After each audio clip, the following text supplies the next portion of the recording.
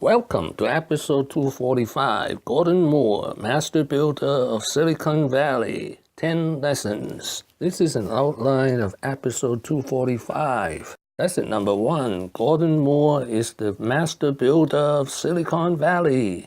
He co-founded two tech icons, Fairchild Semiconductor in 1957 and Intel in 1968. Lesson number 2, he was a prodigy chemist at the age of 11.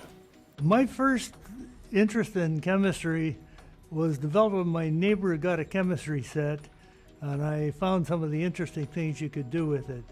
I decided right then I wanted to be a chemist, although I didn't quite know what one did. Well, being interested in chemistry happened when my next-door neighbor got a chemistry set when I was about 11 years old. Those days you get some really neat stuff in them.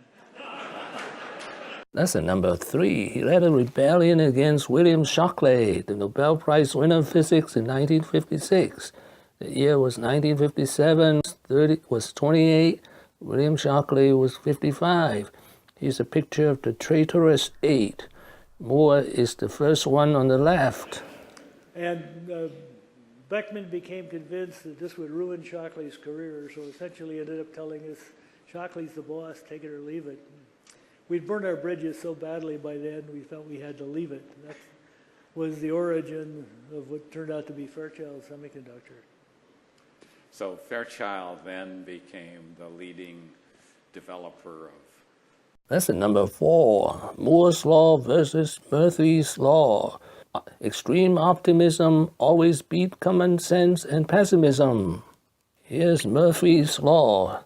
If anything can go wrong, it will. Here is Moore's Law. The number of transistors and resistors on a chip doubles every 24 months.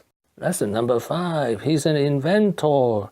The microprocessor is one of the most important inventions in the 20th century. In 1968, Gordon and Bob Noyce co-founded Intel and soon produced the world's first microprocessor, considered one of the most important inventions of the 20th century.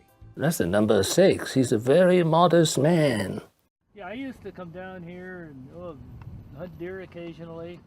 But fame has never diminished Gordon's modesty, a fact illustrated by this anecdote comparing Gordon's arrival at an industry event with that of a flashier colleague.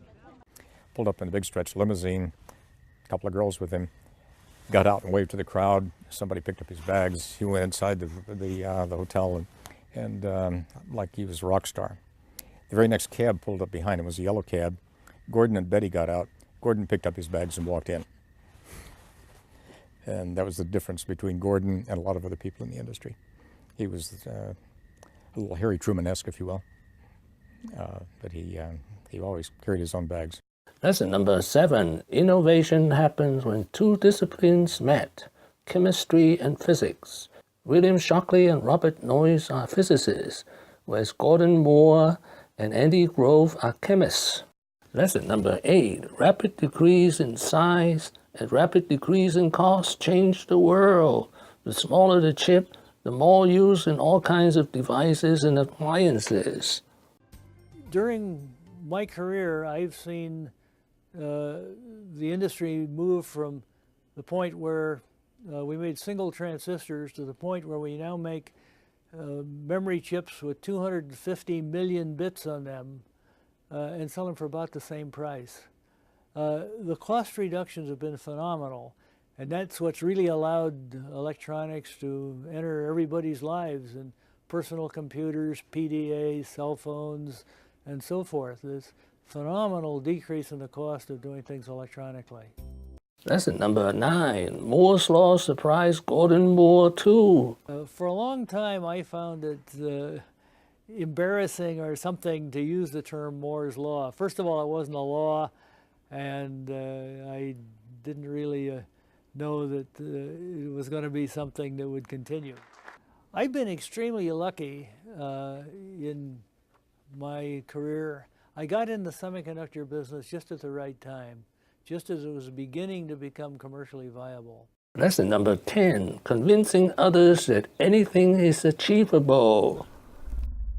Skill lay in the fact that he could recognize the practicality and the utility of a new product and still convince others, especially those working with him, that it was achievable. And I'm continually amazed at where it seems to be going. Just remember, whatever has been done can be outdone. Thank you for watching. Please subscribe and leave your questions and comments below. Wishing everyone peace and prosperity.